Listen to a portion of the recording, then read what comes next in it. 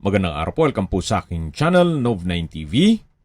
Patalasasan po, meron po ba kayong mga properties na napapabayaan or non-performing assets? Plan nyo yung ibenta, pero wala kayong oras pagbenta nito. Kung ito'y pagkakatiwala nyo po sa amin, tawag lang po kayo sa aking numero, usap po tayo, gawan ko po ng video for free. Yes, libre po. Wala po kayong babayaran. Tutulungan pa namin kayong mabenta ang inyong property. Kami na po bala sa marketing, sa boosting, pati po sa paid advertisements, even sa tripping. Hindi na po kayo mapapagod sa pag-entertain ng mga buyers. Kami na po bala sa lahat. Tawag lang po kayo. Nandito po tayo ngayon sa isang exclusive subdivision dito sa Tagaytay. Ito pong bagong video presentation natin ay isang brand new 2-story house. May lot area po ito na 180 square meters at may floor area na 170 square meters. Fully fenced at may gate na rin po ito. With 6 bedrooms kasama na ang maid's room, may covered carport at may balkonahe. Ito pong pangalawang gate ay pwede pong magpark pa dyan sa loob ng 3 sasakyan. Tungkol naman po sa dokumento nito, ito'y titulado, buhay po ang may-ari, kaya wala po kayong maging problema sa documentation o sa transfer ng title. Ito pong subdivision ay kompleto din po ang amenities gaya ng clubhouse, park and playground, swimming pool at meron pong 24-hour security. Napakatahimik po ng lugar, sariwa ang hangin at malamig po ang klima. Ito po ay nasa matas na lugar. Ang estimated elevation above sea level ay 2,430 feet. Tunghayan niyo po itong pasad at corner side nitong bahay. May corner glass windows, then powder-coated PVC frames. Ito po ay ready for occupancy. Kaya once na ma-acquire itong property, lilipatan nyo na kagad. Ito po yung covered na garahe. Nakakasya 2 sasakyan aside from dun sa open na area. At may access po sa dulo papunta naman sa setback ng buong property. Ito po yung main door at welcome po sa bahay ni Ma'am at Sir. Ito po yung living area o salas, naka-high ceiling, meron pong sliding glass windows, kaya napakaliwalas, premium tiles po ang ginamit dito sa flooring at open concept lang po ito. From living area to dining area hanggang sa kitchen. Pulido po ang pagka-finish nitong wall. Ito naman po yung kusina. May kitchen countertop, stainless sink with faucet, kitchen window, wall-mounted kitchen cabinet, at meron din pong storage ng kitchen utensils. May access door din po papunta dun sa open area nitong property. Hanggang dito po ay naka-tiled flooring. Dito po sa kabila ay may kitchen countertop din po.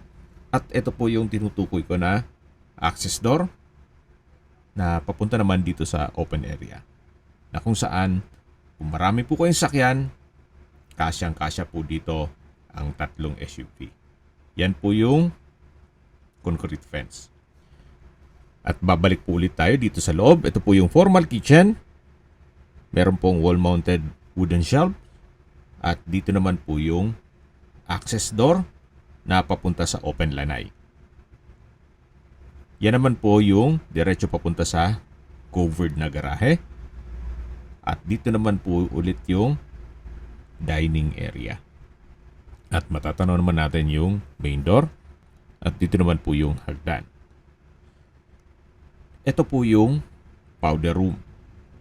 May hand wash basin, then water closet, at naka-tile bathroom wall. Ito naman po yung maid's room na may sariling toilet and bath. naka-tile flooring. Meron din pong sliding glass window. At ito po yung tinutukoy ko na banyo. Water closet. Then tile bathroom wall. Kompleto din po. Balik na po tayo dito sa may hagdan. Yan po yung powder room. At ito po yung dining area. Sa dulo naman yung access papunta sa kusina. Ito naman po yung hagdan. At ito naman po yung unang kwarto. Kung meron man po kayong PWD or senior citizen sa pamilya, itong kwarto na to ang para sa kanila. Malaki po ang espasyo, naka-tile flooring, meron pong corner glass windows, at yan po ang first bedroom. Na paglabas nyo po ay yung main door. Ito naman po yung hagdan, ito po yung naka wooden staircase at handrail. Meron din po ditong staircase window na nag-serves as natural sunlight. Samahan niyo po ako, akyat po tayo. At nandito na po tayo sa second floor. Ito po yung hallway papunta sa mga kwarto. At dito naman po yung unang kwarto o master bedroom. May corner glass window. Malaki ang espasyo. May sariling toilet and bath. Wooden design ng tile flooring. At meron din po itong access papunta sa balkonahe. Pero bago natin i-check po yung balkonahe, eto na po munang toilet and bath. Meron po itong hand wash basin, bathroom window, water closet, may overhead shower, at ito'y naka-tile bathroom wall. Yan po yung toilet and bath dito sa master bedroom na napakalaki po ng espasyo. Yan po yung corner glass window at dito naman po yung access door papunta dito sa balkonahe na kung saan malaki din po ang espasyo nito. May railing na rin po siya at naka-tile flooring. Yan po, tunghayin nyo po itong kapaligiran. Napakatahimik po, napakaaliwalas. Isingit ko lang po, yung reason for selling ay property liquidation. May pagbabago sa kanilang plano o change of plans. Kaya bebenta na lang nila ito. Yan po, tunghayin nyo po ulit itong kapaligiran. Yan po yung inyong mga magiging kapitbahay. May ilang-ilang mga nakatayo na rin dun sa kabilang street. Pero dito po sa area na to ay 3 o 4 na bahay pa lang.